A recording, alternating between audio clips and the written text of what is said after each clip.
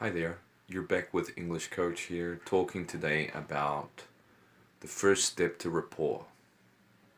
Now, over my week-long study of rapport, it's a repeated study. It's not a study that I haven't done before. It's one that I've done before on several occasions, but each time I do it, I get more information and I get more ideas. The thing that struck me the strongest about rapport and the first concept, which is the smile, is how important it is and how it affects everything you do when you meet someone for the first time, be it a new friend or be it a client.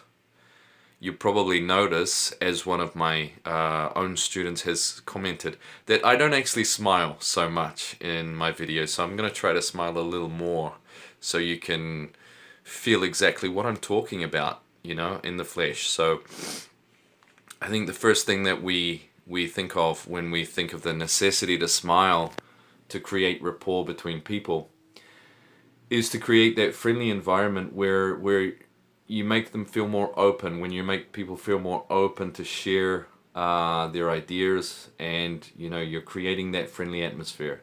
That's the first stage. But what I want to ask seriously is what comes after that?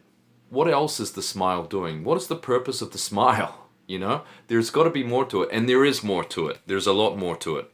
And I think one of the first things after you realize that it's there to create that friendly atmosphere is the other purpose is you're smiling so that you can also share that with the other people. When I say share that, I'm not just talking about creating that friendly environment with your smile, but that a smile is much like a yawn and other, things that your body does that people often find contagious.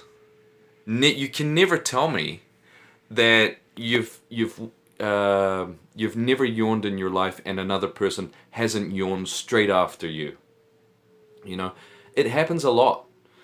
People are really into other people's gestures, especially when it comes to smiling and especially when it comes to yawning. This is something physically evident. You don't need to do a study on it. You can just experiment with yourself on the bus with other people and on the train, and you'll see what I'm talking about.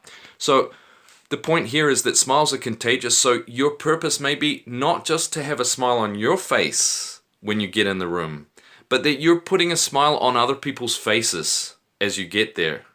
So they are experiencing your smile on their face as well, okay?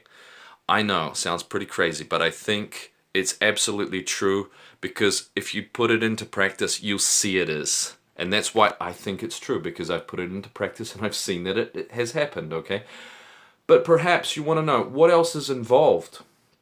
What else is involved in smiling? What else does it create in you when you decide to smile before a meeting with a friend or a client and you're just like, yeah. Okay, what's the point? What's the point of smiling like that? Some of my students said self-confidence. Well, it is. It's all about self-confidence. That's a really good point. You need self-confidence to be able to approach people. You need self-confidence to be able to develop rapport between people. That's fantastic. Yeah, of course. So that's another reason. But there's something even stronger that a smile can do for you that most other methods of rapport don't do for you.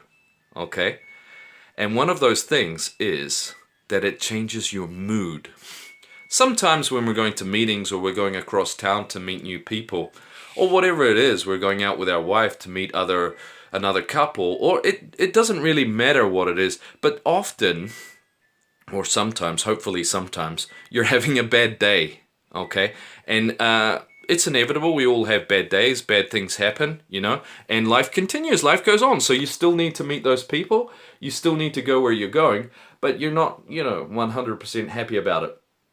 One thing that I've noticed that happens, and you've probably heard of this before, if you haven't, pay a lot of attention to this, because as you're walking into the place, or as you're getting out of the taxi or the Uber or the train or the bus or whatever it is to meet these people, and you stick that smile on your face artificially, and it really does feel false to put the smile on your face when you don't feel it in your heart.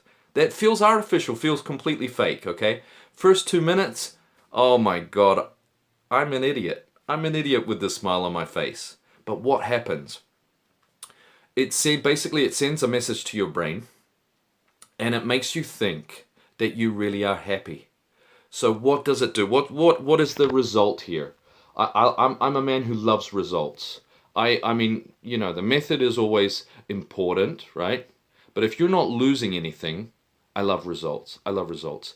And this is just a great example of results, because after about 5 minutes, you'll start to feel better.